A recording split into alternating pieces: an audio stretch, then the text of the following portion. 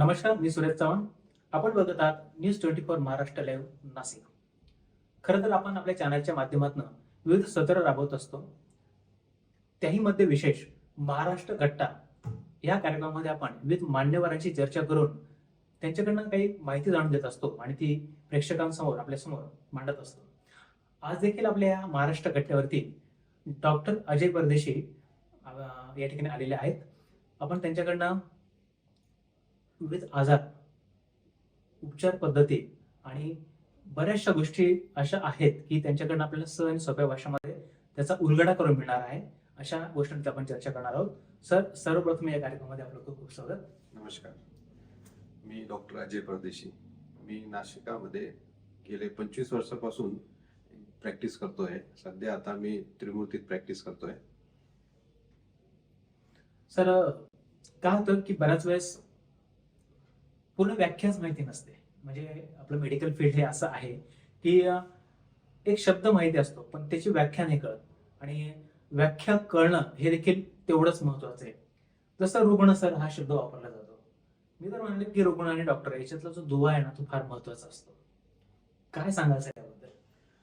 हे बघा, general practice करताना मी बरेच रुग्ण पेशंट तपासलेले आहे. याच्यामध्ये महत्वाची गोष्ट अशी असते की आजार जे आहे हे दोन प्रकारचे असतात. एक असतो अॅक्यूट किंवा एक असतो क्रोनिक. अॅक्यूट म्हणजे तात्पुरता इन्फेक्शन होणे किंवा तात्पुरता आजार, कंप्लेंट्स येणे, हे आपल्याला 3 ते 5 दिवसाच्या कालावधी किंवा शॉर्ट ड्युरेशनसाठी असू शकतात. आपल्या शरीरामध्ये स्वतः एक डॉक्टर असतो. कुठलाही गोष्ट जर इन्फेक्शन झाला किंवा काही घडलं तर आपला शरीर त्याला पहिले रिॲक्ट करतो. फॉर एक्झाम्पल, डोळ्यात काही धूळ माती गेली तर ते लगेच पाणी येणे, म्हणजे तो डिफेन्स मेकॅनिझम आपल्या बॉडीमध्ये सुरुवात होतो.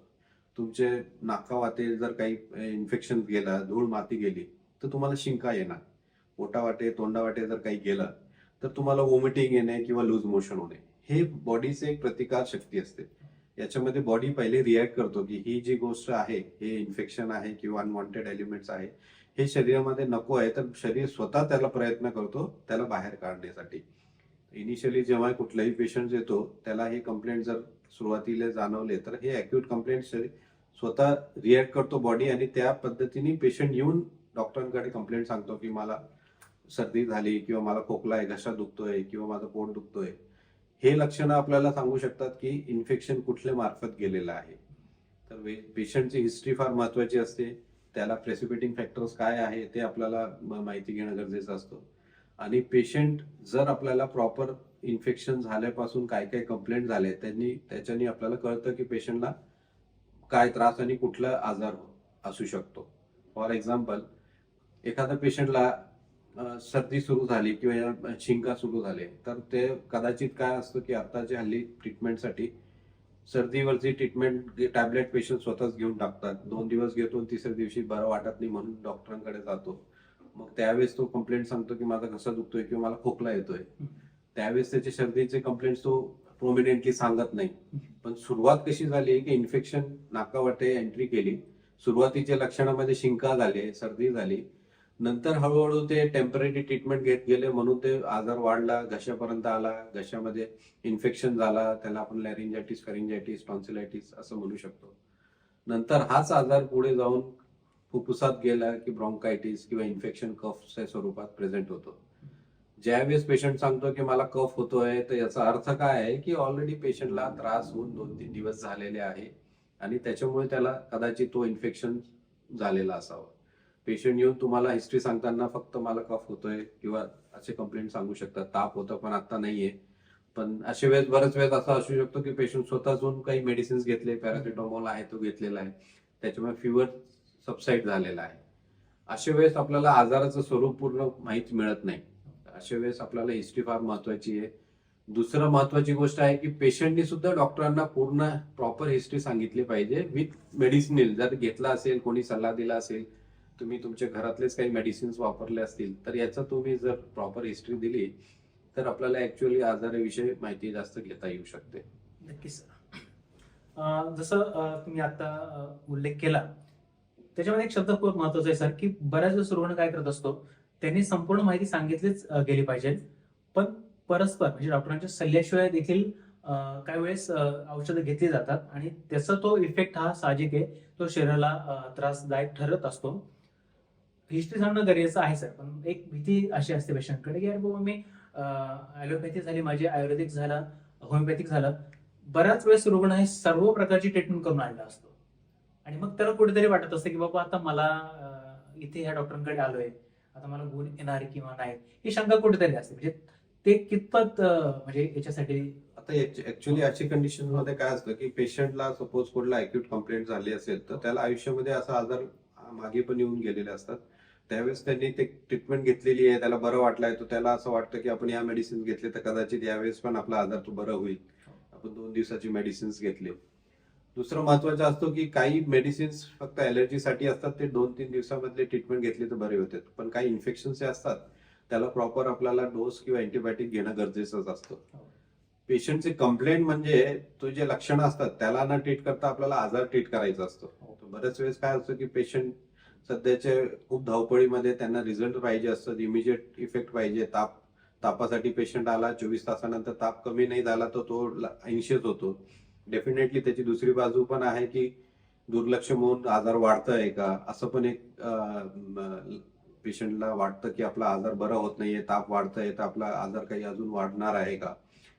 युजली काय असतं की जर 3 दिवसाची ट्रीटमेंट तुम्ही प्रॉपर घेतली, तुम्ही प्रॉपर कंप्लेंट दिल्यानंतर सुद्धा जर ट्रीटमेंट घेतल्यानंतर तुमचा आजार बरं होत नाहीये, तर तुम्ही फॉलोअपला डॉक्टरांकडे गेले तर त्यावेळेस आपल्याला याच्यामध्ये इन्व्हेस्टिगेशन करण्याची गरज येते, जेणेकरून आपण मूळ आजाराचं प्रॉपर डायग्नोसिस करू शकू. त्याच्यामध्ये ब्लड इन्व्हेस्टिगेशन असो, एक्सरे असो, इतर तपासणी असेल ते करावं लागते. त्याच्या अकॉर्डिंगली आपला जे मेडिसिन्स देणं आहे तो आपल्याला ठरू शकतो.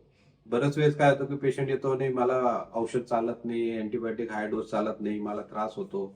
अशा वेळेस डॉक्टरांना सुद्धा आपल्याला जे काही मेडिसिन द्यायची असते की त्यांनी तुमचं लक्षणं पण कमी व्हायला पाहिजे आणि आजार पण जायला पाहिजे. लक्षणं म्हणजे ताप आहे, पण इन्फेक्शन लगेच 1 गोळीने 2 गोळ्याने जाणार नाही. त्याच्यामुळे आपल्याला ते काही कोर्स करावं लागतं. अशा वेळेस जर तुम्ही प्रॉपर कोर्स घेतला तर कदाचित 5 डेज 3 डेजचं तुम्ही ट्रीटमेंट, अँटीबायोटिक 7 डेज, काही काही वेळेस आपल्याला 2 आठवडे 3 आठवडे अँटीबायोटिक पण घ्यावं लागतं. अशा वेळेस आपल्याला ट्रीटमेंट जर आपण घेतल्यानंतर बरं वाटला नाही तर याचा अर्थ असा असतो की आजार तुमच्या औषधापेक्षा जास्त मोठा आहे. म्हणून आपल्याला औषध भरपूर आहे देण्याची आपण देऊ पण शकतो. पण हे कधी ठरणार की जेव्हा तुम्ही फॉलोअपला जाऊन डॉक्टरांकडे सांगणार की मला या मेडिसिन घेतल्यानंतर आज बरं वाटत नाही, थोडं बरं वाटलं, अजून नाही वाटलं. यांनी डॉक्टरांना अजून माहिती मिळते की कदाचित यांना अजून हायर अँटीबायोटिक लागू शकतो किंवा अजून काही मिक्स इन्फेक्शन, मिक्स ट्रीटमेंट असू शकते. तर ते आपल्या इन्व्हेस्टिगेशनची गरज आहे, जेणेकरून आपण मूळ आजार काय आहे, शरीरामधले पॅथॉलॉजी, तुमची ब्लड रिपोर्ट्स काय सांगतात, त्याच्या अकॉर्डिंगली आपल्याला पुढचं ट्रीटमेंट ठरवता येऊ शकते. अशा वेळेस पेशंटला डॉक्टरांना पूर्ण हिस्ट्री, प्रॉपर ट्रीटमेंट घेतला गेला आहे की नाही हे सुद्धा सांगणं तेवढंच गरजेचं आहे. बरंच वेळेस आहे की 2 दिवस ट्रीटमेंट घेतली आणि बरं वाटलं तर पुढची ट्रीटमेंट पेशंट घेत नाही, कारण आता बरं वाटतंय तर घ्यायची गरज आहे का. तर अशा वेळेस जर असं झालं असेल तर डेफिनेटली आपण राईट मेडिसिन दिले पण प्रॉपर ट्रीटमेंट न केल्यामुळे तुमचा आजार बरं झालेला नाहीये. दुसरी पॉसिबिलिटी आहे, तुम्ही ट्रीटमेंट पूर्ण घेतलाय तरी तुम्हाला अजून फरक जाणवत नाहीये, तर डेफिनेटली आपल्याला काही इन्व्हेस्टिगेशन करून आपल्याला ते अजून माहिती घेणं गरजेची आहे. या सगळ्या कालावधीमध्ये कधी कधी पेशंटला विकनेस येतो, पेशंटची तब्येत अजून खालावते. मग अशा कंडिशनमध्ये आपल्याला कधी कधी ऍडमिशन किंवा हॉस्पिटलायझेशन होऊन आपल्याला ट्रीटमेंट द्यावं लागतं. कारण आपण जितक्या मेडिसिन्स वाढवणार, जर तुमचा इंटेक कमी असेल, तुम्हाला विकनेस असेल, तर अशा वेळेस आपल्याला जास्त मेडिसिन्स देता येत नाही. म्हणून आपण मग काय करतो की हॉस्पिटलायझेशन होऊन अँटीबायोटिक आणि IV फ्लुइड मॅनेज करतो. तर सेम टाइम मध्ये तुम्हाला विकनेस डेव्हलप होऊ नये, बाकीचे आजार पुढे वाढू नये, याच्यासाठी आपल्याला काही मॅनेजमेंट हॉस्पिटलायझेशन मध्ये करता येऊ शकते. सर, याच्यामध्ये एक मुद्दा मी तुम्हाला नक्कीच विचारणार आहे, पण त्याच्या आधी महत्वाचं जसं त्यांनी उल्लेख केला की कोर्स हा कम्प्लीट झाला पाहिजे. काय होतं बऱ्याच वेळेस की आपण आपला एक भ्रम असा असतो की डॉक्टरांनी जर 6 दिवसाची ट्रीटमेंट दिली किंवा 8 दिवसाची ट्रीटमेंट दिली, टॅब्लेट्स त्या पूर्णपणे दिलेल्या असतात, पण आपण कुठेतरी आपला तो मित्र म्हणेल की आपला कामचुकार म्हणता येतो. आपण एकच विचार करत असतो की बाबा 6 दिवसांची ट्रीटमेंट दिली, 6 12 गोळ्या दिल्या असतील तर आपण साहजिक मेडिकल मधनं त्या अर्ध्याच गोळ्या देत असतो आणि मग आपल्याला त्याचा फरक पडत नाही. आणि फरक पडत नाही म्हटल्यानंतर आपण साहजिक आहे की डॉक्टरना नाव ठेवून मोकळत असतो आणि लगेच दुसरा डॉक्टर चेंज करत असतो. ही मानसिकता बदलणं गरजेचं आहे. डॉक्टरांचा बिलकुल दोष नसतो. त्यांनी ज्याप्रमाणे आपली हिस्ट्री बघितली, चेकअप झालं आणि त्या पद्धतीने आपल्याला सगळे मेडिसिन्स ते आपल्याला देत असतात. पण आपण कुठेतरी कमी पडतो किंवा ते पूर्णपणे घेत नाही आणि साहजिक आहे. आणि मग डॉक्टर बदल आणि तो आजार वाढून गेल्यानंतर पुन्हा मग ते वाढणं तर हे होऊ नये म्हणून जसं त्यांनी सांगितले की तो कोर्स कम्प्लीट झालाच पाहिजे. एवढं केल्यानंतर सुद्धा जर फरक नाही पडला तर लास्ट मग शेवटी पुन्हा ऍडमिट आणि मग ते पुढच्या गोष्टी. याला धरूनच तो प्रश्न असायचा दुसरा की इन्शुरन्स काढलेले असतात बऱ्याच पद्धतीने, पण त्याची देखील पूर्णपणे ती माहिती नसते मला. एकच माझ्या डोक्यात विषय असतो की बाबा मी क्लेम आहे माझा आणि आता मी ऍडमिट झालो की माझ्याकडे पैसे असो नसो मला ट्रीटमेंट मिळणार आहे. पण मग ते गणित कसं आहे ते अजून बऱ्याचशा लोकांना त्याची पूर्ण कल्पना नाहीये. बेसिकली काय असतं की बरेच पेशंट आहेत सध्या आपल्या भारतामध्ये सुद्धा आता इन्शुरन्स मेडिक्लेम अवेअरनेस खूप वाढलेला आहे. हो. बेसिकली मेडिक्लेम जे आहे हे इंटरनॅशनल लेवलवरती खूप जो कंट्रीजने मास मीडियावरती कव्हर केलेला आहे. रिझन असा असतो की आजारपणामध्ये कुठल्याही आजाराला जर तुम्हाला ट्रीटमेंट घ्यायची असेल तर हल्ली तुम्हाला एक्सपेन्स पण खूप लागतं. तर याच्यामुळे बरेच लोक जे एज्युकेटेड आहे, जे सर्व्हिस इंडस्ट्रीजमध्ये आहे, त्यांना मॅन्डेटरी केलेलं आहे की ते मेडिक्लेम्स त्यांनी काढून घेणे. आता मेडिक्लेम जर म्हटलं तर आमचा मेडिक्लेम आहे म्हणून आम्ही ट्रीटमेंट मेडिक्लेम मध्ये घेऊ, हे जे काही कन्सेप्ट आहे हे सुरुवातीला बरेच पेशंटला रुग्णांना माहीत नसतो. ते मेडिक्लेम तर घेतात पण त्यांना असं वाटतं की आपण पहिला वर्ष मेडिक्लेम काढून पैसे भरलेले आहे, आता आपल्याला थोडा आजार झालाय तर आपण मेडिक्लेम मध्ये घ्यावं. असे प्रश्न विचारले जातात की मग तुम्हाला मला तपासणीच करायची आहे तर मग ऍडमिट करून टाका आणि मग आम्हाला तिथे तुम्ही इन्व्हेस्टिगेशन करून घ्या. युजली मेडिक्लेम जे असतो हे तुमचे आजारासाठी तुमच्यासाठीच असतो, तुमचाच पैसा तुम्ही इन्शुरन्स मध्ये घेतलेला असतो. फक्त याच्यामध्ये एक गोष्ट असते की तुम्हाला जेव्हा हॉस्पिटलायझेशनची गरज आहे तेव्हा तुम्हाला मेडिक्लेम मिळू शकतो. काही आजारामध्ये तुम्हाला 3 वर्षाचा काही पिरियड असतो. बरेचसे इन्शुरन्स कंपनी तुम्हाला जे प्री एक्झिस्टिंग डिसीजेस आहे त्याच्यासाठी तुम्हाला 3 वर्षाचा लॉकिंग पिरियड असतो, त्याच्यानंतर तुम्हाला ते मिळू शकतात. पण इमर्जन्सीसाठी डेफिनेटली तुम्हाला सेकंड डे पासून इन्शुरन्स मेडिक्लेम मिळू शकतो. आता मेडिक्लेम म्हटलं तर काय असतं मेडिक्लेम मध्ये की तुम्ही डॉक्टरांकडे ट्रीटमेंट घेतली ओपीडी बेसिसवरती आणि त्याच्यानंतर तुम्हाला ट्रीटमेंट घेतल्यानंतर तुमचा आजार बरा नाही झाला, वाढला किंवा आजारानंतर तुम्हाला तुमचं जेवण जात नाहीये, वॉमिटिंग होते, तुम्हाला डिहायड्रेशन होते, तुम्हाला लूज मोशन आहे, ज्यावेळेस तुम्ही मेडिसिन्स किंवा तुमचं जेवण प्रॉपर करू शकत नाही, अशा वेळेस आपल्याला इंट्रावेनस आयव्ही किंवा सलाईन किंवा इंजेक्शन देण्याची गरज आहे. कारण जे मेडिसिन्स घेणार आहे जर तुमचा फूड इंटेकच पुअर झाला असेल तर मेडिसिन घेतल्यानंतर तुम्हाला डेफिनेटली ते मेडिसिनमुळे पण त्रास होईल. तर अशा वेळेस काय असतं की जेव्हा तुम्ही वॉमिटिंग आहे, तुम्हाला लूज मोशन आहे, डिहायड्रेशन झालंय, तुमचं बीपी कमी झालाय, अशा वेळेस आपल्याला टॅबलेट्स मेडिसिन्सचा वापर न करता मग आपल्याला आयव्ही इंजेक्शन्स चालू करायला लागतील. अशा कंडिशन मध्ये तुम्हाला हॉस्पिटलायझेशन मेडिक्लेम मध्ये मान्य असतो. कारण तुम्ही हॉस्पिटलला ऍडमिट झाले तर पहिला प्रश्न असतो मेडिक्लेम कडून की तुमचं हॉस्पिटलची गरज आहे का. हॉस्पिटलची गरज आहे हे तर 2 गोष्टीमध्ये प्रूव्ह होऊ शकतात. एक तर तुमचा आजार एक्यूट आहे आणि सिव्हिअर आहे म्हणून तुम्हाला इमिजिएट ट्रीटमेंटची गरज आहे.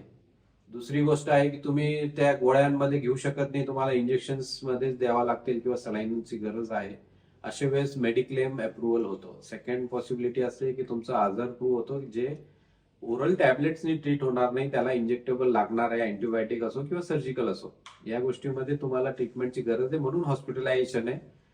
फक्त याच्यामध्ये तुमचं आजार प्रूव्ह व्हायला पाहिजे. फक्त आपण सांगितलंय मला विकनेस साठी हॉस्पिटलला जायचं आहे तर तो मेडिक्लेम मध्ये होऊ शकत नाही. तुमची काही तपासणी करायची आहे, MRI CT स्कॅन करायचं आहे म्हणून तुम्हाला हॉस्पिटलायझेशन आहे तर ते तुम्हाला काही मिळणार नाही. अशा वेळेस जेव्हा तुम्हाला आजार तुमचं हॉस्पिटलमध्येच ट्रीट होऊ शकतो किंवा त्याला इंजेक्टेबल चालू करून अँटीबायोटिक चालू करून आयव्ही फ्लुइड देऊनच ट्रीटमेंट करावं लागू शकतो, अशा वेळेस मेडिक्लेम तुम्हाला मिळतात. दुसरी गोष्ट असते की काही क्रोनिक आजार असतात की तुम्हाला किडनी स्टोन आहे, तुम्हाला बॅकएक आहे, स्पाईनचा त्रास आहे, तुम्हाला हार्निया आहे किंवा एक एपिसोड अपेंडिक्सचा होऊन गेलेला आहे, अशा वेळेस तुम्ही जेव्हा मेडिक्लेम काढता तर मेडिक्लेम हे प्री एक्झिस्टिंग डिसीज असल्यामुळे तुम्हाला 3 वर्षापर्यंत ते मिळू शकत नाही. आणि दुसरं असतं सर्जिकल, जेव्हा तुम्हाला सर्जरी लागणार आहे, एक्सेप्ट ऍक्सिडेंटल इमर्जन्सी सर्जरी सोडून जे प्री एक्झिस्टिंग नसेल ते तुम्हाला मेडिक्लेम मध्ये मिळू शकतात. अदरवाईज तुम्ही या सगळे बाकीचे आजार 3 वर्षानंतर घेऊ शकता. त्याचं कारण असं आहे की इन्शुरन्सला माहिती आहे की हा आजार 3 वर्षापर्यंत तुम्हाला नाही आहे, मग हा आत्ताच झालेला आहे आणि त्याला ते मान्य कर देतात. काही पेशंट असे असतात की त्यांनी पहिल्या वर्षी काढलेला आहे, पहिल्या वर्षी त्यांनी पैसे भरलेले आहेत, तर त्यांना वाटतं की आपल्याला इमिजिएट एवढा खर्च झालाय तर आपण कसं मेडिक्लेम मध्ये घेऊ शकतो. तर याच्यासाठी डायग्नोसिससाठी किंवा इन्व्हेस्टिगेशनसाठी नाही मिळू शकत. दुसरी गोष्ट असते की या जेव्हा हॉस्पिटलायझेशन असतो अॅक्यूट मध्ये तेव्हाच मिळू शकतो, ऍक्सिडेंटला पण भेटू शकतात. याच्यामध्ये इन्शुरन्स मध्ये अजून 2 गोष्टी असतात की इन्शुरन्स जेव्हा काढलेला असतात तुमची पॉलिसी, तुम्ही वेगवेगळे पॉलिसीज मेडिक्लेमचे प्रायव्हेट किंवा गव्हर्नमेंट घेतात, त्याच्यामध्ये काही पार्ट असा असतो की तुम्ही इन्शुरन्स घेताना तुमच्या अग्रीमेंटमध्ये लिहिलेला असतो की आम्ही काही पार्ट पेमेंट 10%, 20% को पेमेंट आहे. को पेमेंट म्हणजे काय असतं की तुम्ही हॉस्पिटलायझेशन केलं तर त्यावेळेस जे काही बिल असेल त्याचा 10%, 20% तुम्ही पेमेंट करणार आहे, म्हणजे पेशंट किंवा रुग्ण करणार आहे. आणि यावेळेस अजून एक कॉलम असतो की त्याच्यामध्ये नॉन पेएबल असतात, ते तुम्हाला मेडिकल मधून तुम्हाला पे करायला लागतात. नॉन पेएबल मध्ये बरेच वेगवेगळे असतात, ग्लोव्ज असतात, मेडिसिन बिटाडिन्स वगैरे असतात, हे मास्क असतात, असे काही असतात जे पेएबल नाही आहे, ते मेडिक्लेम मध्ये इन्क्लूड केलेले नसतात, ते तुम्हाला ऍज ऍक्च्युअल तुम्हाला पे करायला लागतात. हा मेडिक्लेमची पॉलिसीमध्ये तुम्ही जेव्हा घेतात तेव्हाच ते लिहिलेलं असतं. तर अशा वेळेस मेडिक्लेमची माहिती आणि मेडिक्लेमचा कुठे यूज होऊ शकतो हे आपल्याला माहिती पाहिजे.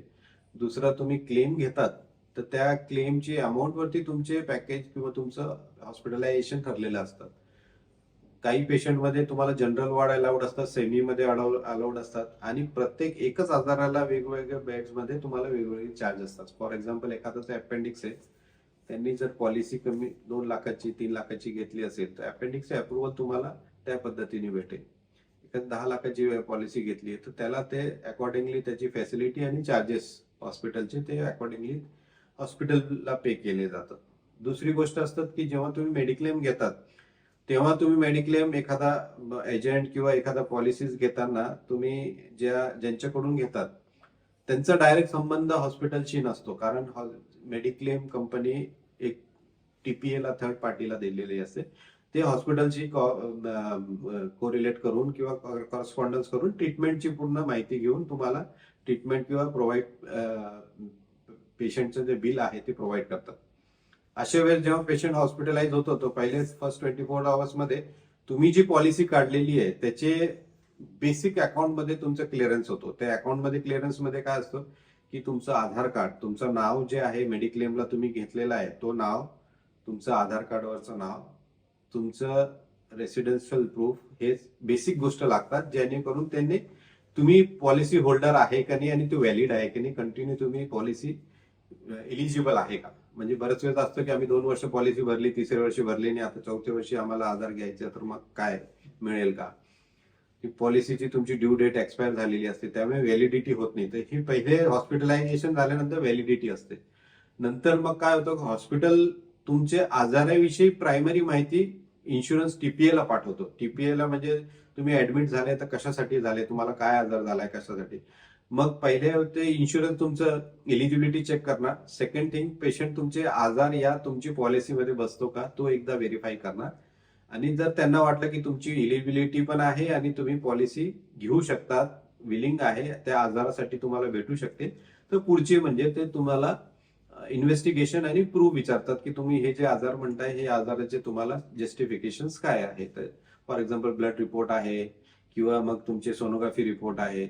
तुम्हाला डेंग्यू असेल तर ब्लड रिपोर्ट मध्ये काही पॉझिटिव्ह रिपोर्ट्स आहे का, तुम्हाला किडनी स्टोन असेल तर सोनोग्राफी मध्ये रिपोर्ट्स आहे का, हे व्हेरीफाय करून त्यांचा एक मेडिकल डिपार्टमेंट आहे तो तुम्हाला ग्रीन सिग्नल्स किंवा अप्रुव्हल देतो. आणि हे बेसिक प्री अप्रुव्हल असतो. प्री अप्रुव्हल मध्ये तुम्हाला एक टेंटेटिव्ह अमाऊंट हॉस्पिटलांनी तुम्हाला, हॉस्पिटलमध्ये डॉक्टरांनी तुम्हाला त्या टीपीएला सांगितलं आहे की यांना 5 दिवसाची ऍडमिशनची गरज आहे, एवढा एवढा खर्च हॉस्पिटल मेडिसिन्स आणि इन्व्हेस्टिगेशनचा लागू शकतो.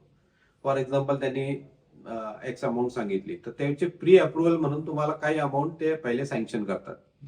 आणि ही फायनलाइज कधी होते, जेव्हा तुम्ही पूर्ण पेशंट डिस्चार्ज होईल त्या दिवशी तुम्ही जे बिल बनवणार त्या बिलाचा व्हेरिफिकेशन होईल की तुम्ही ज्या ज्या मेन्शन केलं आहे ते जस्टिफिकेबल आहे का नाही. बऱ्याच वेळेस अशा वेळेस मेडिक्लेम होऊन एक स्क्वॉड त्यांचा असतो, तो हॉस्पिटल व्हिजिट करून तुम्ही जे काही बिल किंवा प्रेझेंट केलेला रिपोर्ट्स आहे ते व्हेरिफिकेशनला हॉस्पिटलला व्हिजिट करू शकता. बऱ्याच वेळेस डॉक्टरचा पार्ट असतो ट्रीटमेंट करायचा. हॉस्पिटल काय करतो की डॉक्टरांनी ट्रीटमेंट दिली, डिस्चार्ज झाला, तर हे सगळं फॉर्मॅलिटी आपण टीपीएला पाठवतो. पेशंटला वाटतं की आता आमचं डिस्चार्ज आहे, मग आम्हाला डिस्चार्ज का करत नाही. आता तुमचं डिस्चार्ज डॉक्टरांनी दिलेलं आहे, पण तुमचं म्हणजे मेडिक्लेम आहे, ज्या रिस्पॉन्सिबिलिटी तुमची ट्रीटमेंटची त्यांनी घेतलेली आहे फायनान्शियली, त्यांच्याकडून अप्रुव्हल डिले असतो. म्हणून बऱ्याच वेळेस पेशंटला 2 वाजता डिस्चार्ज झाला आहे, पण पेशंट म्हणतो आम्ही बाहेर गावची, आम्हाला 6 वाजले 8 वाजले जायचं आहे. अशा वेळेस तो जे काही डिसिजन मेकिंग आहे हे टीपीए कडे गेलेला असतो, जे तुमचे इन्शुरन्स तुम्ही काढलेला आहे त्यांच्या कडून आपल्याला अपेक्षित आहे. अशा वेळेस हॉस्पिटल आणि डॉक्टर, ट्रीटिंग डॉक्टर हे त्याच्यामध्ये काहीच करू शकत नाही. अशा वेळेस बरेच पेशंटचा राग असतो की आम्हाला वेळ आहे, आम्हाला जेवण नाही, आता आम्ही डिस्चार्ज झालोय म्हणून आम्ही गाडी करून आलोय, आमची गाडी थांबलेली आहे. अशा वेळेस काय असतं की आपल्याला टीपीए कडूनच आपल्याला अप्रुव्हल मिळाला तर आपण सगळी गोष्ट करू शकतो. अदरवाईज मग बऱ्याच वेळेस तुम्हाला रिस्पॉन्सिबिलिटी घ्यायची असते फायनान्शियल आणि तुम्ही डिस्चार्ज कधी घेऊ शकता. तर अशा वेळेस तुमच्या अप्रुव्हलला जे डिले होऊ शकतात त्याचं कारण हे असू शकतं की त्यांना काही व्हेरिफिकेशन करायचं आहे, त्यांना काही डाऊट असेल तर ते व्हेरीफाय करतात आणि त्याच्यासाठी डिले होतात. सेकंड ऑप्शन असतो सॅटर्डे संडे. डेफिनेटली त्यांची मॅन पॉवर कमी असले तर डिले होतो, हे रुग्णांना माहिती पाहिजे जर ऍडमिशन असेल तर. अशा वेळेस ते ऍक्सेप्टन्स किंवा तुम्ही ते धरूनच चालायचं की कदाचित आपल्याला संडेला डिस्चार्ज आहे तर मग तुम्हाला डिस्चार्ज मंडेलाच भेटू शकेल. हा टेक्निकल इश्यूज आहे, हे आता आपल्या हातात नसल्यामुळे आपण ते टीपीए, आता बरेच टीपीए संडे सॅटर्डे हॉलिडेजला पण वर्किंगला आहे, पण पुढे अजून डेव्हलप होतील या सगळी गोष्टी. तर याच्यामध्ये थोडीशी अडचण पेशंट आणि रुग्ण आणि हॉस्पिटलमध्ये होऊ शकते. खर तर सरांनी सांगितलेला मुद्दा इतका महत्वपूर्ण आहे. याचं कारण असं की सर आता पूर्वीपेक्षा आता खूप बदल झालाय, म्हणजे इतका अवेअरनेस झालाय आता की पूर्वी अशी काही सोय नव्हती, आता सोय आहे. प्रत्येकाचं मेडिक्लेम आहे आणि त्या मेडिक्लेमचा त्याला पूर्णपणे त्याची माहिती नसल्यामुळे साहजिक आहे बऱ्याच वेळेस त्याचं काहीतरी वादविवादात देखील रूपांतर होतं, त्याचा मनस्ताप होतो. मग साहजिक आहे रुग्ण आणि डॉक्टर या दोघांना ते फेस करावं लागतं. हॉस्पिटलपर्यंत ते प्रकरण वेगळ्या थरापर्यंत जातं, असं होऊ नये म्हणून ही जी काही गोष्ट आहे, कारण आपण ट्रीटमेंट करत असतो, प्रत्येकाचे डॉक्टर्स हे वेगवेगळे असतात, परंतु सरांनी जो मुद्दा सांगितला, पूर्ण जी माहिती आपल्याला या माध्यमातून मिळाली ती इतकी महत्वपूर्ण आहे आणि ते खरं त्याचा विचार झाला पाहिजे, केला गेला पाहिजे आणि त्या पद्धतीने मग आपण पुढे सगळी प्रोसेस केली पाहिजे. सर मी आता येतो एक नवीन, आता सध्या जर बघायला गेलं तर आपल्याला अटॅक, हार्ट अटॅक, म्हणजे आता याला वयाचं देखील बंधन राहिलं नाही अशा पद्धतीने. मग एखादा म्हणेल की वयाचं बंधन म्हणजे काय, तर लहान मुलांना देखील जो शाळेत स्कूलमध्ये असतो, कॉलेजमध्ये असतो, त्याला देखील अटॅक येतो आणि वयोमर्यादा राहिलेली नाहीये. मुळात जीवनशैली पूर्णपणे बदललेली आहे आणि ते प्रमाण वाढलेले आहे. त्याचं काय सांगाल याबद्दल की आता साहजिक आहे वेगवेगळी कारणं त्याला नक्कीच आहेत, परंतु ते कुठेतरी थांबलं पाहिजे किंवा त्याच्यासाठी काय प्रिकॉशन्स हवेत? बेसिकली हार्ट अटॅक जर म्हटलं तर हा सध्या भारतामध्ये खूप प्रमाणाने वाढतोय आहे. पहिले आपण असं म्हटलं जात होतं की 40-45 नंतरच हार्ट अटॅकचे प्रॉब्लेम जास्त होते. आता तर हल्ली 20, 22, 25 वर्षाचे यंग लोकांना पण सुद्धा हार्ट अटॅकचं प्रमाण वाढलेलं आहे.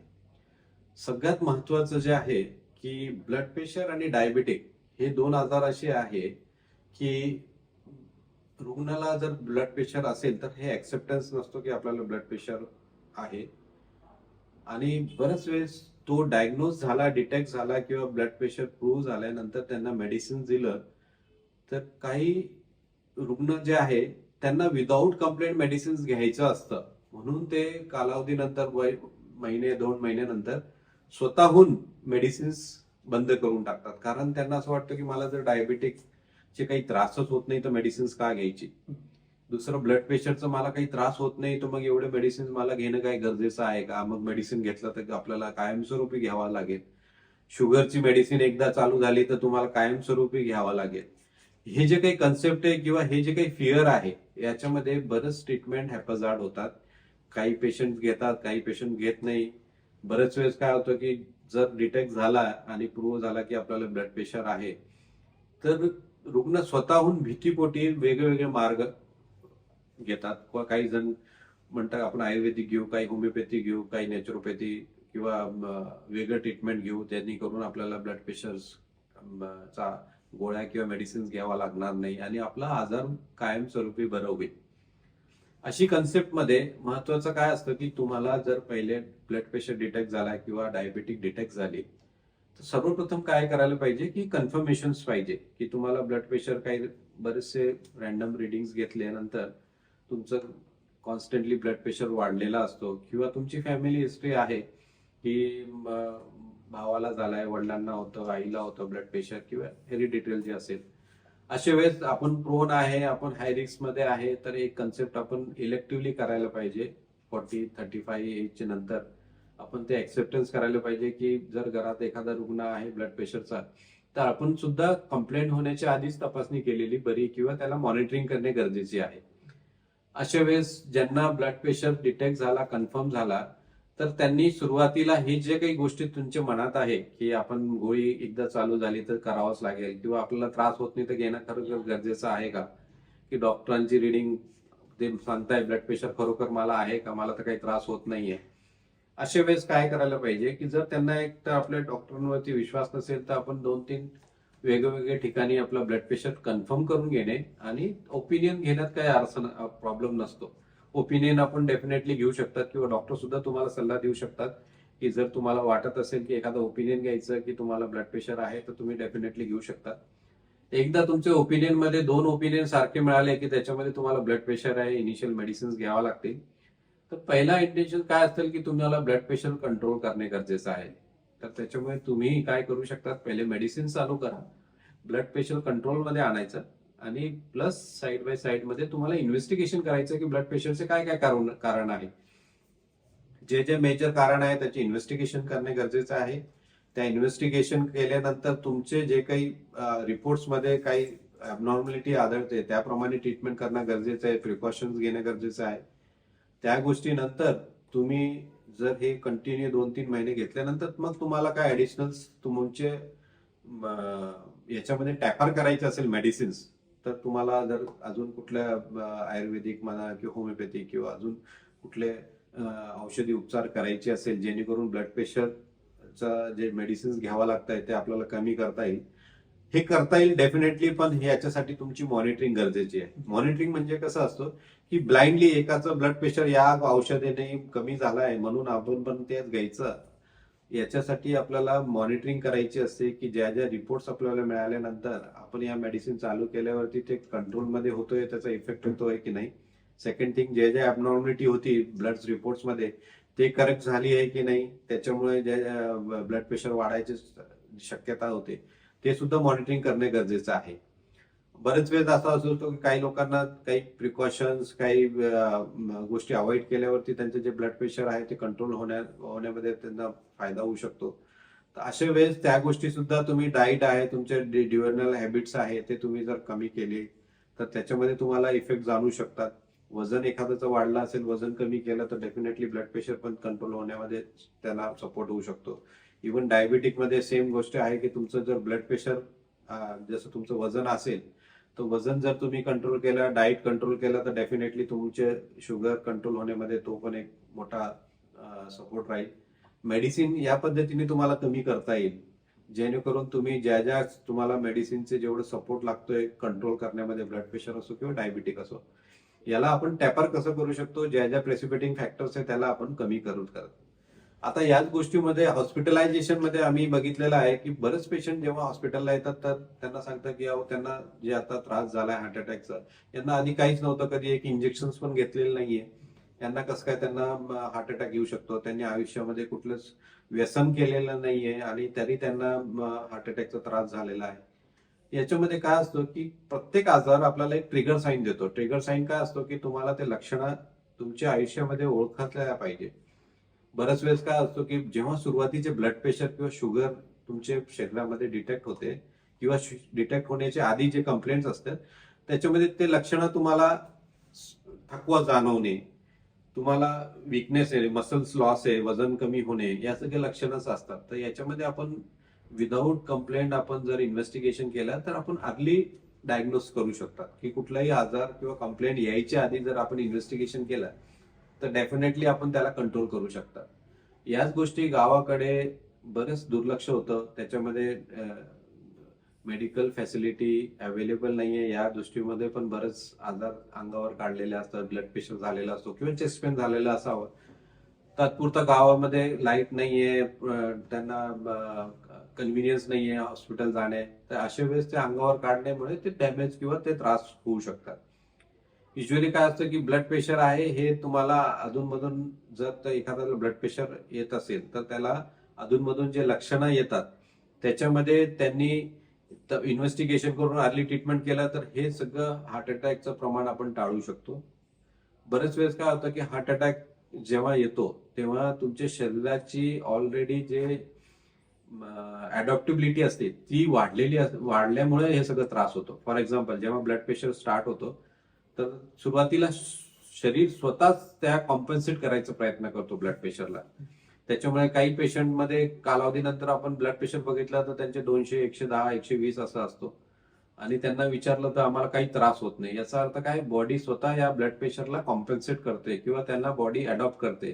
त्यांचे ब्लड वेसल्स आहे ते प्रेशरला अडॉप्ट करतात. हार्ट आहे, हार्ट स्वतः त्या ब्लड प्रेशरला अडॉप्ट करतात, म्हणून काही काही पेशंटचे हार्ट थोडासा वाढ होऊन जाते. आपण जेव्हा एक्सरे काढतो त्याच्यामध्ये आपला कार्डिओमेगॅली असं दिसून येतं. तर याच्याने आपल्याला कळतं की पेशंटला आजार क्रोनिक आहे, त्याला लक्षणं बऱ्याच दिवसापासून येत नाही, पण त्याला आजार बऱ्याच दिवसापासून आहे किंवा ब्लड प्रेशर बऱ्याच दिवसापासून आहे, पण त्याचं शरीर त्याला कॉम्पन्सेट करतोय म्हणून त्याचे लक्षणं येत नाही.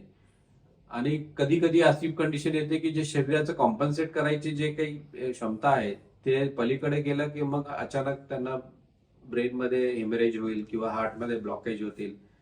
या सगळ्या प्रेझेंटेशन मध्ये पेशंट अचानक हार्ट अटॅक घेऊन किंवा पॅरालिसिस घेऊन ब्रेनमध्ये नस फटली किंवा ब्लिडिंग झाल्या अशा दृष्टिकोनी हॉस्पिटलला येतात. तर याच्यामध्ये ब्लड प्रेशरचे बरेचसे कारण जे आहे ते एक तर तुमच्या हॅबिट्समुळे आहे, दुसरं अवेअरनेस कमी आहे. इन्व्हेस्टिगेशन करून तुम्ही प्रॉपर ट्रीटमेंट करणं पण गरजेचं आहे, फॉलोअप करणं तेवढंच गरजेचं आहे. जर तुम्ही हाय रिस्क मध्ये असेल किंवा तुमच्या फॅमिलीमध्ये हिस्ट्री असेल तर तुम्ही विदाऊट कंप्लेंट मॅन्डेटरी असेल की 1-2 वर्षामध्ये तुम्ही मॉनिटरिंग करणं गरजेचं आहे. आणि डेफिनेटली सगळ्यात महत्वाचं आहे की तुम्हाला ट्रीटमेंट घेणे कंटिन्यू करणं गरजेचं आहे, तुम्हाला त्रास असो किंवा नसो, once if it is diagnosed. Okay sir. खरं तर अटॅक येतो, अटॅक आला, हार्ट अटॅकचा त्रास आहे असं बोललं जातं, परंतु तो होऊ नये किंवा तो अटॅक येऊ नये किंवा तो कसा टाळला जाऊ शकतो याच्यासाठी माहिती लोकांकडे फार कमी असते आणि कमी प्रमाणात ते घेत असतात. म्हणून कदाचित जर पाहायला गेलं हे प्रमाण सातत्याने वाढतंय. शेवटच्या प्रश्नाकडे येतो सर मी आता. काय झालं की जसं मगाशी मी सांगितलं की जीवनशैली बदलत चालली आहे आणि एकेका घरामध्ये आता 2-2, 3-3 पेशंट्स आहेत, पहिली गोष्ट. दुसरं असं आहे की वेगवेगळे ट्रीटमेंट्स आता सध्या प्रत्येक जण घेत असतो आणि त्याचा इफेक्ट हा जसं तुम्ही उल्लेख केला मगाशी त्याप्रमाणे आपल्या शरीरावर होत असतो आणि मग तो आजार वाढला की साहजिक आहे मग हॉस्पिटलाइज व्हावं लागतं आणि पुढे सगळ्या गोष्टी वाढत असतात. झालं असं सर की या सगळ्या परिस्थितीमध्ये आता या सगळ्या बदलत्या जीवनशैलीमध्ये रुग्णाची मानसिकता बदलत चालली. आता डेफिनेटली बदलली आहे. तो एकच विचार करतो की आता मला उपचारच नकोय. बोलता बोलता तुम्ही मगाशी उल्लेख केला की आज मनुष्य खचलाय आणि त्याच्यामुळे जी मनस्थिती राहिली की आता मला उपचार नकोय. आणि अशा बऱ्याचशा घटना आपण पेपरला वाचतो किंवा अजून आपल्याला मीडियामध्ये बघायला मिळतात की त्याने आजाराला त्रस्त झाला आणि थांबला, आयुष्य थांबून घेतलं त्याने. तर हे कुठेतरी थांबावं आणि यंत्रणा आल्यात सर आता सगळ्या डॉक्टर्स आहेत, सगळ्या प्रकारचं पुढचं ऍडव्हान्स टेक्नॉलॉजी, ऍडव्हान्स नॉलेज आज आहे आपल्याकडे, तरी सुद्धा आज कुठेतरी मी पुढाकार घ्यायला तयार नाही. मग अशी बोलता बोलता एक विषय अजून असाही झाला, सरांचंच एक वाक्य असं आहे की कुठेतरी व्यक्त पण व्हायला पाहिजे. म्हणजे घरामध्ये एकमेकाने पेशंट जर असेल, तो रुग्ण असेल, त्याला आदर देखील दिला गेला पाहिजे. बऱ्याचशा गोष्टी आहेत की त्या आपण थांबवू शकतो, वाचू शकतो. ही मानसिकता बदलावी, रुग्णाने उपचार घ्यावा, यंत्रणा आलेल्या आहेत, व्यक्त व्हावं, परंतु हे होत नाही. आणि त्याच्यामुळे साहजिक आहे की आरोग्य धनसंपदा किंवा शरीरासारखं काही उत्तम आपल्याला परमेश्वराने दिलेलं ऐश्वर्य आहे, पण ते मात्र आपल्याला त्याचा उपभोग घेता येत नाही. काय सांगाल? याच्यामध्ये महत्वाचं आहे की काउन्सिलिंग फार गरजेचं आहे. प्रत्येक आजाराला जेव्हा तो क्रोनिक असतो किंवा क्रोनिक आजारामध्ये बरेच वेळेस पेशंट किंवा रुग्णांचा मानसिकता खालवते किंवा त्याला असं वाटतं की आपण एवढं ट्रीटमेंट केल्यानंतर सुद्धा आपला आजार बरं होत नाहीये. काही आजार असे असतात की ते आपण ट्रीटमेंट करताना त्यांना आपण थांबवतो किंवा त्याची जे काही प्रोग्रेस आहे किंवा त्याचे जे प्रोग्नोसिस आहे ते प्रयत्न करतो की जेणेकरून हे पुढे अजून कॉम्प्लिकेट होऊ नये, त्याच्यासाठी पण ट्रीटमेंट करायची असते. तर अशा वेळेस पहिल्यांदा आपल्याला ऍक्सेप्ट पाहिजे की आपल्याला जर हा आजार असेल तर आता पहिले आपल्याला तो आजार जर गंभीर असेल, गंभीर स्वरूप असेल किंवा डिले डायग्नोसिस मध्ये तो खूप वाढलेला असेल तर अशा वेळेस ट्रीटमेंटचे काय असतं की पहिले ट्रीटमेंट आपल्याला तो आजार पुढे प्रोग्रेस होऊ नये त्याच्यासाठी ट्रीटमेंट करायची असते. आणि नंतर कालावधीनंतर तो मेंटेन राहायला पाहिजे किंवा टिकाऊ राहायला पाहिजे त्याच्यासाठी प्रयत्न असतात. बरेच वेळेस या प्रयत्नामध्ये औषध कमी पडू शकतात किंवा पेशंटचा स्वतःचं कॉपरेशन कमी पडू शकतात, म्हणून हे पेशंट कधी कधी कॉम्प्लिकेशन्स होतात. याच्यामध्ये सगळ्यात महत्वाचं आहे की जेव्हा क्रोनिक आजार असतो पेशंटला ट्रीटमेंट कंटिन्युअस घ्यावा लागतो, त्यामध्ये त्यांचं काउन्सिलिंग किंवा मेंटल परिस्थिती जी आहे ती थोडी चांगली पाहिजे किंवा स्ट्रॉंग पाहिजे, त्यांचं विल पॉवर चांगला पाहिजे आणि ऍक्सेप्टन्स पाहिजे सगळ्यात महत्वाचं. अशा वेळेस पेशंटचं रिझल्ट सुद्धा खूप चांगले असतात. अशा वेळेस आपण पेशंटला जर काउन्सिलिंग प्रॉपर केली तर ते पेशंट कॉपरेट पण करतो, त्याचे रिझल्ट सुद्धा बऱ्यापैकी चांगले असतात. तर अशा वेळेस आपल्याला हे माहिती घेणं गरजेचं आहे. फॉर एक्झाम्पल सगळ्यात पेशंट जे असे रुग्ण असतात हे कॅन्सरमध्ये आढळले जातात किंवा किडनी फेलियरमध्ये आढळले जातात, ज्यांना कॉन्स्टंटली आपल्याला ट्रीटमेंट किंवा हॉस्पिटलायझेशनची गरज असते किंवा कालावधीसाठी हॉस्पिटलायझेशन व्हावं लागतं. जर आपण किडनी फेलियरचं जर म्हटलं तर पेशंटला जेव्हा किडनी फेलियर डिटेक्ट होतो किंवा रिनल फेलियर डिटेक्ट होतो तेव्हा त्याची एक किडनी किंवा एकाच किडनीमध्ये त्रास आहे असं नसतो. जेव्हा दोघेही किडनी फंक्शनली वीक होतात किंवा डॅमेज होतात तेव्हा त्याला आपण रिनल फेलियर म्हणतात. आणि रिनल फेलियर अॅक्यूट मध्ये पण असतो, क्रोनिक मध्ये पण असतो. अॅक्यूट मध्ये तात्पुरता किडनीचं काम कमी झालेलं आहे, त्याच्यामध्ये तुमचं क्रिएटिनिन वाढलेलं आहे, तुम्हाला तात्पुरती स्वरूपात डायलिसिस घ्यावं लागतं आणि किडनीचं साईज नॉर्मल आहे, किडनीचे जे आतले फिल्ट्रेशन ते सगळे नॉर्मल आहे. अशा वेळेस तुम्हाला अॅक्यूट ट्रीटमेंट घेऊन तुम्हाला ट्रीटमेंटनी बरा करता येऊ शकतात. पण क्रोनिक जे आहे त्याच्यामध्ये किडनीचे साईज छोटे झालेले असतात किंवा किडनीचं जे फिल्ट्रेशन आहे तो डॅमेज झालेला असतो, ते अल्टर झालेलं असतात. त्यामध्ये मग कॉन्स्टंटली यांना किडनी नॉर्मल फंक्शन करू शकत नाही. अशा वेळेस त्यांना डायलिसिस करावं लागतं. जसं एखादा डायबेटिक पेशंटला बाहेरून टॅबलेट्स घ्यावं लागतात तसं तो डेलीचा एक पार्ट आहे की तुमच्या शरीरातला डायलिसिस म्हणजे काय असतो की तो एक तुमच्या रेग्युलर बॉडी जी आधी करायची फिल्ट्रेशन ते बाहेरून करणार. त्याच्यामध्ये हा असा नाहीये की आपल्याला एकदा डायलिसिस लागली तर कायमच घ्यावा लागेल का.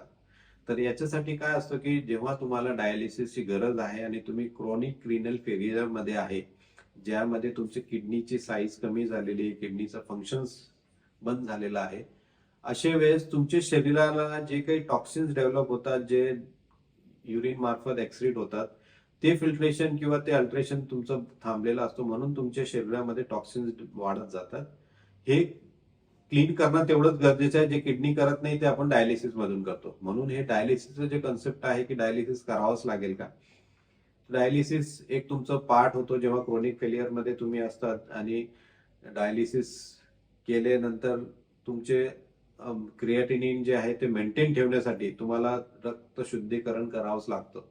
अशा वेळेस जर तुमचा ऍक्सेप्टन्स असेल की आपल्याला तो आजार आहे, किडनीचा फेलियर आहे, आपल्याला डायलिसिस करावं लागेल, डायलिसिस केल्याशिवाय पर्याय नाहीये, तर हे ऍक्सेप्टन्स आपल्याला पाहिजे. आणि हे रुटीन आपला एक शरीरातला जे नॉर्मल फंक्शन आहे तो आपण बाहेरून करून घेतो, जे हॅम्पर झालेला आहे. तर याच्यामध्ये वेगवेगळे रुग्णांच्या वेगवेगळ्या ट्रीटमेंट द्यावं लागतं डायलिसिसची. काही पेशंटमध्ये सिंगल वीकली डायलिसिस देतात, काही ट्वाइस डायलिसिस असतात. आणि अशा वेळेस किडनीच्या मध्ये युरिया जे आहे तो पण आपल्याला कमी करायचा असतो, कारण बरेच वेळेस रिनल फेलियरचे पेशंटमध्ये एचबी सुद्धा कमी होतो, मग आपल्याला ब्लड ट्रान्सफ्युजनची गरज लागू शकते किंवा काही इंजेक्शन्स असतात ते आपल्याला चालू करावं लागतं. तर असे आजार हे जे काही रुग्णांना झाले आहे, तर यांना कायमस्वरूपी घ्यावा लागेल याची खात्री करून घेणं गरजेचं आहे आणि याला नॉर्मल म्हणून मेंटेन केलं तर जास्त चांगलं. याचे पर्याय म्हणून तुम्ही रिनल ट्रान्सप्लांटला जाऊ शकता. ऑप्शन्स तुम्हाला आहे की आपल्याला दोघे किडनी फेल झाली आहे तर आपण किडनी प्रत्यारोपण करून आपल्याला नॉर्मल विदाऊट डायलिसिस जर आपल्याला ट्रीटमेंट कंटिन्यू करायची असेल तर आपण करू शकतो. फक्त याच्यामध्ये तुमचा ऍक्सेप्टन्स की आता माझा आजार आहे तो नीट होणार नाहीये. तुम्हाला जर हे माहिती आहे की याला लिमिटेशन्स आहे, याच्याकडे आपल्याकडे हेच ऑप्शन आहे, तर तो आपल्याला ऍक्सेप्ट करणं गरजेचं आहे. आणि अशा वेळेस काउन्सिलिंग फार गरजेची आहे, ज्याने मिसकन्सेप्ट मध्ये बरेच पेशंट आम्ही बघितलेले आहे की किडनी फेलियर झाल्यानंतर वेगवेगळे ट्रीटमेंट करतात, पण हे सगळं मॉनिटरिंग करूनच ट्रीटमेंट केलेले योग्य राहील. अशा वेळेस तुम्ही वेळेवर ट्रीटमेंट घेणे, काउन्सिलिंग होणे या फार गरजेचे आहे. म्हणून असे याच्यामध्ये पेशंटचे जास्त कॉम्प्लिकेशन्स होण्यामध्ये चान्सेस असतात की त्यांना आजाराविषयी माहिती नाही, त्यांना प्रॉपर काउन्सिलिंग झालेली नाही, म्हणून या सगळं अडथळे असतात किंवा लांबवतात त्यांच्या ट्रीटमेंटमध्ये. तर या गोष्टी माहिती घेणं गरजेची आहे. नक्कीच सर.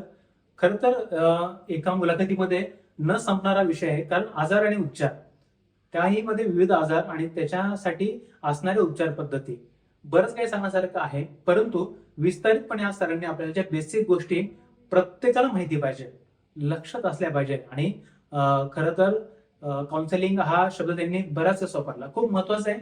तुम्हाला जर मार्गदर्शन नसेल ना प्रॉपर, तर आपण त्या रस्त्याने जाऊ शकत नाही. प्रवास जरी करायचा असेल आपल्याला तरी विचारतच जावं लागतं आपल्याला, पण सांगणारा जर व्यवस्थित असेल तर आपला फेरा चुकत असतो आणि सरळ आपण आपल्या मार्गाला, आपल्या ठिकाणी पोहोचत असतो. आज डॉक्टर अजय परदेशी सरांनी आपल्याला बेसिक टू एंड पर्यंत जर बघायला गेलं की जे सर्वसामान्य रुग्ण किंवा सर्वसामान्य नागरिक म्हणून त्याच्या मनातल्या ज्या काही शंका असतात त्या बरोबर त्याचं निरसन करून आपल्या समोर मांडलेलं आहे. फरक एवढाच आहे, महत्वाचं एवढंच आहे की जे सांगितलं ते आपल्याला कळायला हवं आणि त्या पद्धतीने आपण ट्रीटमेंट घ्यायला हवी. मार्गदर्शन हवं, नवे नवे आपल्याला त्याची जाणीव असणं खूप गरजेचं आहे. सर्वात महत्वाचा पार्ट यामध्ये झाला की मेडिक्लेम बद्दल जो आपला तुमचा आमचा भ्रम होता, समज गैरसमज होता, त्याच्यामध्ये कुठले आजार कव्हर होतात, कोणते होत नाही, लगेच ऍडमिट होऊन लगेच मला जे ट्रीटमेंट, लगेच मला पेमेंट, ह्या ज्या काही तुमच्या आमच्या जनरल गोष्टी असतात त्या देखील क्लिअर झाल्या. एकच करणं हे तुम्हाला आता, तुम्हाला जर योग्य आरोग्य टिकून ठेवायचं असेल किंवा योग्य आरोग्य प्राप्त करून घ्यायचं असेल तर योग्य डॉक्टर, योग्य मार्गदर्शन आणि त्यांनी दिलेली ट्रीटमेंट आणि त्या ट्रीटमेंटला मी दिला जाणारा माझा प्रतिसाद जर रिस्पॉन्स जर चांगला असेल तर नक्कीच तुम्हाला ती आरोग्याची गुरुकिल्ली ही प्राप्त होणार आहे. त्यासाठी डॉक्टर आणि रुग्ण यांच्यातला जो दुवा आहे, यांच्यातला जो विश्वास आहे तो असणं खूप गरजेचं आहे, घट्ट विश्वास असणं खूप गरजेचं आहे. सर थँक्यू सो मच, आज आपण आलात आणि ही सर्व माहिती दिली. खरं तर आपल्याला सरांकडनं अजून जे उपचार जे अजून आजार आहेत हेच आपण नाव घेतलं होतं बघ, कॅन्सर आहे, किडनी असेल, नवे नवे बीपी असेल, वेगवेगळे आजार की ज्याला स्वतंत्रपणे आपण एक एक पार्टने सरांकडनं मार्गदर्शन घेऊया. उपचार पद्धती कशी असते, नेमकं रुग्णाला याचा फरक कसा जाणवतो, कसा पडतो, या सगळ्या गोष्टी आपण पुढच्या भागामध्ये नक्कीच जाणून घेणार आहोत. सर आज आपल्याला वेळ दिला, सगळी माहिती दिली, त्याबद्दल मी पुन्हा एकदा आपले आभार व्यक्त करतो आणि नक्कीच पुन्हा पुढच्या एपिसोडमध्ये आपण भेटूया. तोपर्यंत मी आपली रजा घेतो. धन्यवाद.